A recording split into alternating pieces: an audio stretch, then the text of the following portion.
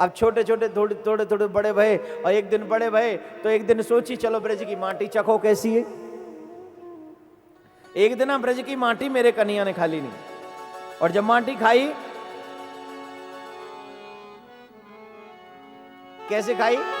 कन्हैया के संग कछु ग्वाल बाल खेल रहे हैं, और उन ग्वाल बालन के संग में कन्हैया खेलवे गए, और कन्हैया जब खेलवे गए उन ग्वाल बालन के संग में,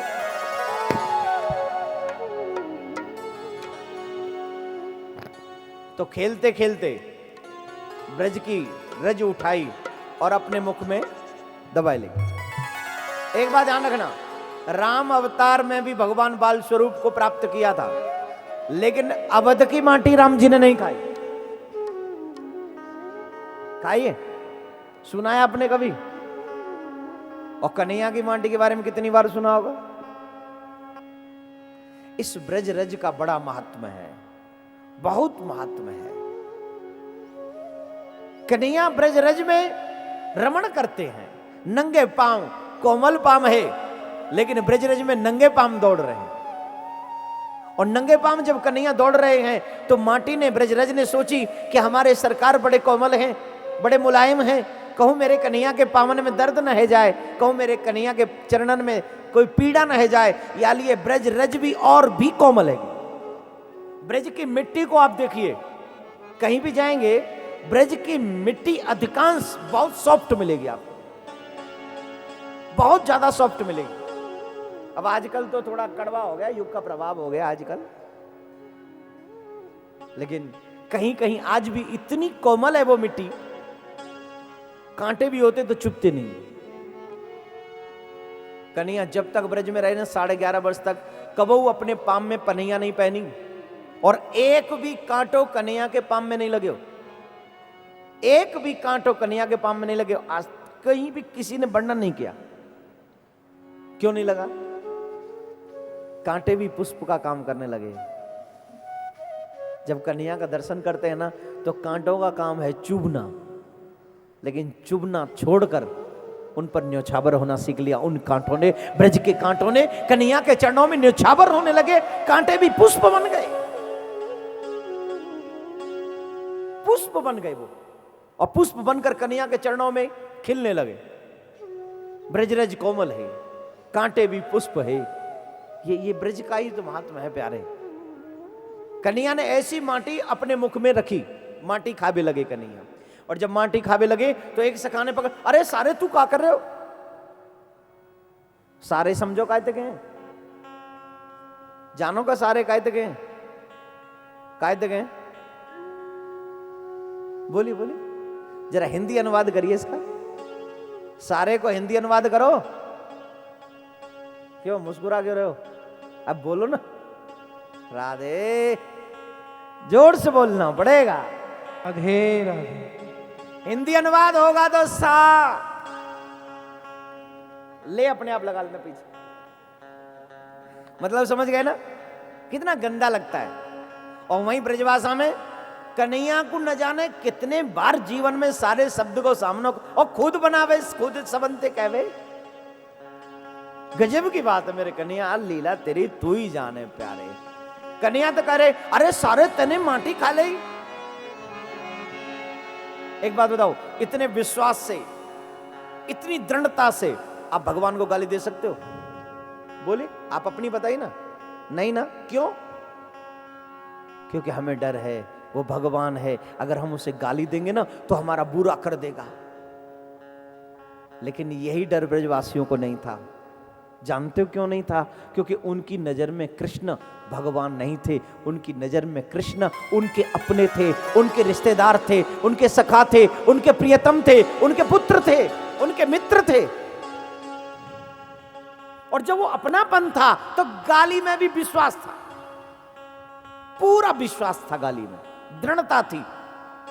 अरे सारे तने माटी खाई, का तेरी मैया तो घर में माखन ना दे खावे के लिए। देखिए हाँ, कन्या कोई अब बोले नहीं ना, मुंह में तो माटी को डेलो धरो, बोले नहीं, और बोले नहीं तो इशारों करे, मतलब मैंने माटी ना खाई। अरे बोले सारे हम देख रहे, हमें पागल बना रहे हो, हमें पागल बना रहे हो तू। अरे हमारी आंखें के आगे तो तू माटी कारो और हम चल तेरी मैया के पास में लेके चले। और झट यशोदा में अरे कन्या खींच रहे पीछे, मैया के जोरे मत लेके चले, मानो कह रहे हो एक दो बेर तो मार दियो, एक आध में तो बच्चे है ना, बाल गोपाल है, बचपन है, वो मार दिया एक आध में, और मार रहे हो सो चार पांच ने पकड़ लिए कन्हैया। जैसे एक शरारती बच्चे को 5-6 लोग पकड़ के ले जाते हैं, वैसे ही कन्या को 5-6 ये ग्वाल बाल ब्रजवासी पकड़े। और वैसे भी कन्या से बड़ा शरारती होगा कौन? सबसे बड़े शरारती है, जोर से बोलना पड़ेगा, बहुत शरारत करते हैं। माटी खाई और फिर भी कह रहे मैंने माटी ना खाई तेरी। अब मैया के पास पहुंचे, अब मैया के पास पहुंचे, मैया ने सब ब्रजवासी बुला रहे, मैया हो, अरे ओ मैया, अरे ने दौड़ किया, घर में बैठी रहेगी का समिया दिन, अरे घर में काहे को बैठी ने, बाहर निकल और देख तेरे लाला ने कहा करे हो। अब मैया दौड़ के आई, कहा कर दियो मेरे लाला ने। बोले मैया मोह तो ऐसा लगे तेरे घर में माखन की कमी आ गई, तेरे घर में माखन नहीं, और तेरे घर में माखन है तो मेरे घर ते लिया, कम से कम बालकन ने माटी वाटी खाए वो तो मत सिखावे। मैया को बड़ो बुरो लगे, वो मैया ने लंबी सी सांटी लई, छड़ी लई और कन्हैया को कान पकड़ो, और कन्हैया को कान पकड़ के मैया पूछ रही है, क्यों रे तेने माटी खाई? जल्दी बोल नहीं तो तुम्हें मार लगाऊंगी। जिस ब्रह्म को लोग ध्यान धरते हैं वो ध्यान में नहीं आता। योगी जन योग के द्वारा उसे पाना चाहते हैं, लेकिन वो किसी के योग में भी नहीं आता। ज्ञानी लोग उसके वेदों से स्तुति करते हैं, लेकिन वो स्तुति से भी प्रसन्न नहीं होते। वही परब्रह्म, वही प्रभु, वही ब्रह्म जिसने सारी सृष्टि की रचना करी है, वही परब्रह्म को मैया यशोदा कान पकड़ के पूछ रही है, क्यों रे लाला तेने माटी खाई है? तेने माटी खाई कि नहीं खाई, यूं बता पहले मुझको। अब मुंह में तो मुखार बिंद में तो वो पेड़ा धरे हो ना, मट्टी को पेड़ा समझो ना। अब बोले कैसे? छोटे से तो हते हैं भाई, वैसे छोटे ज्यादा बोलते हैं नहीं? छोटे छोटे बच्चे बोलते कि नहीं? हाँ या ना? बड़े नहीं बोलते उतना। आजकल के तो छोटों को छोटा मत समझना। मुख में धरे हुए माटी को डेलो, बोले कैसे? अब इशारों कर रहे, मैंने ना खाई, इशारों हाथ से कर रही, ना खाई। अरे बोले ये झूठ बोले का? इतने सबरे झूठ बोल रहे हैं। तू ये हरिश्चंद्र हमारे घर में पैदा हुए हो, ये सब झूठ बोल रहे हैं क्या? अरे बोले खाइए कि ना, सांची बता नहीं तो बाल तो मैं मार लगाऊं मैं। कन्या मनी मन मुस्कुरा रहे, ले मार लगावे की धमकी और दे संग में। कन्या भी इस आनंद को ना पूरे आनंद देते, इस आनंद से। मुझे आज तक किसी ने धमकी नहीं दी, मुझे आज तक पीटने की धमकी किसी ने नहीं दी। राम अवतार में भी कौशल्या मैया बस लाड करती रही, कैकेयी मैया लाड करती रही। कबो उन्हें मोकू पीटवे की बात तो छोड़ो, कस के मेरा हाथ भी नहीं पकड़ो। वैसे धन्य ये यशोदा मैया, जादना ते आयो रोज कछु न कछु टेढ़ी बात पे मोह डांटे, और कन्हैया अदबद की टेढ़ी बात करे कछु न कछु, जाते मैया डांटे या पीटे, ये भी कम ना है। मैया यशोदा ने कही दारी का या तो बता नहीं तो मैं आज मार लगाऊंगी। बहुत दिन है गे तेरे इन करतूतन ने देख देख के, अब तू अपना मुख दिखा। और कन्हैया ने मुख दिखायो, और जैसे ही कन्हैया ने पहले तो नहीं करी, मत देखे मत देखे, मैया का माने बिना देखे ना मानी। और जब मैया ना मानी तो मैया जब नहीं मानी तो कन्हैया ने मुख खोलो। यशोदा मैया ने अपनी उंगलियां कन्हैया के मुख में दी, वो माटी हथकाई वो निकारी, और माटी निकारी अभी सोच रही और भी माटी होगी, न जाने कितनी माटी खाई है यहाँ ने।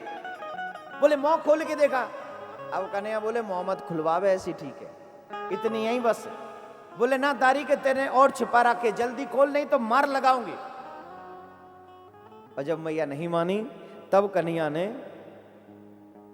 मुख खोले और मुख में कहा भयो, जो कबहु न सुन नहीं दीख कबहु सुख मातुरी, बहु अंडकोश अनेक सुरगन नाग नर पशु जातरी, शशि भानु अग्नित मेरु सरिसर विपन जल थल को गने, बहु भांति रचना व्यास प्रतिविद देव हरिहर के गने। या दृश्य को वर्णन भलो कौन कर सके। जैसे ही कन्हैया ने अपना मुख खोलो तो कन्हैया के मुख में पूरा ब्रह्मांड नजर आए। मैया यशोदा को पूरा ब्रह्मांड है, चंद्र भी है, सूर्य भी है, धरती भी है, आकाश भी है, समुद्र भी है,